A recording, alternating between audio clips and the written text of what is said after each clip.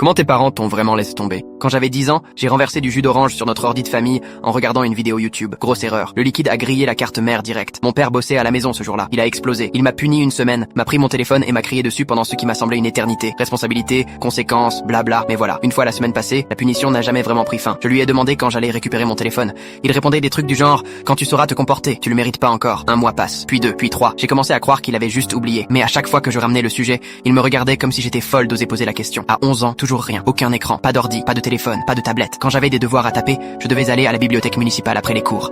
J'avais droit à 30 minutes sur leurs ordis. Les autres me demandaient pourquoi je le faisais pas chez moi. Je sortais des excuses genre notre Wi-Fi bug en ce moment. Le pire, c'était de voir tout le monde progresser avec la technologie pendant que moi je restais bloqué. Mes amis s'envoyaient des textos, des mèmes, jouaient en ligne ensemble. Moi j'étais la fille chelou qui comprenait jamais les références. À 13 ans, notre collège a commencé à distribuer des Chromebooks. Chacun devait ramener un papier signé. J'étais trop contente. Enfin, je pourrais peut-être rattraper un peu mon retard. J'ai ramené la feuille à mon père. Il l'a lu, puis il a juste hoché la tête et l'a froissé. Tu n'es pas prête pour ce genre de responsabilité. Le lendemain, j'ai dû dire à ma prof que je pouvais pas avoir de Chromebook. Elle m'a regardé bizarre et m'a demandé pourquoi. J'ai bafouillé un truc genre, mes parents préfèrent que je bosse sur papier. Elle m'a fait m'asseoir à une autre table pendant les séances sur ordi. Pendant que tout le monde utilisait des applis éducatives, moi je faisais des fiches à la main. Mes notes ont commencé à baisser. Je savais pas me servir de Google Doc. Je savais pas comment chercher des infos efficacement. Les projets de groupe étaient un enfer. Je pouvais rien faire qui touchait à la tech. Les autres m'appelaient la fille papier. Certains demandaient si ma famille vivait à l'âge de pierre. Le point de rupture est arrivé en 4e. Madame Dubois nous a donné un exposé à faire sur le changement climatique. Il fallait des vidéos, des éléments interactifs. J'ai essayé d'expliquer que je pouvais pas. Elle pensait que j'étais juste flemmarde. J'ai craqué. J'ai pleuré devant toute la classe. J'ai dit que mon père ne me laissait pas toucher un ordi depuis que j'avais renversé du jus dessus. 3 ans plus tôt. Silence total. Après le cours, elle m'a gardé et m'a posé plein de questions. Je lui ai tout raconté. Le jus, l'interdiction, les années sans écran. Elle avait l'air choquée. Elle a dit qu'elle allait appeler chez moi. Je l'ai supplié de ne pas le faire. Je savais que ça allait juste le mettre encore plus en colère. 2 jours plus tard, une assistante sociale est venue chez nous. Madame Dubois avait signalé un possible cas de négligence éducative. Elle s'est assise avec mon père et moi. Elle a demandé pourquoi je n'avais pas accès aux outils de base pour l'école. Et là, mon père est allé dans le garage. Il est revenu avec le vieux clavier de l'ordi cassé. Toujours collant, toujours orange. Il l'a brandi comme une preuve au tribunal. Voilà ce qui arrive quand elle n'est pas responsable. La dame l'a regardé longtemps. Puis elle a demandé, ça date de quand exactement? Et lui, tranquille, un peu plus de 3 ans. Elle a changé de ton. Elle lui a expliqué que me priver de technologie aussi longtemps, ça m'empêchait de recevoir une éducation normale. Qu'il allait devoir me fournir un ordi pour travailler. Il était furax après son départ, mais il pouvait rien dire. C'était une obligation. Il m'a acheté un petit ordi bas de gamme la semaine d'après. Mais chaque fois que je l'utilisais, il tournait autour de moi. Il lâchait des remarques du genre, tu sais que j'ai pas confiance, hein? C'est pas parce qu'on me force que je suis d'accord. Il m'a fallu des mois entre l'école et des tutos sur YouTube, juste pour rattraper les bases que tous les autres avaient depuis des années.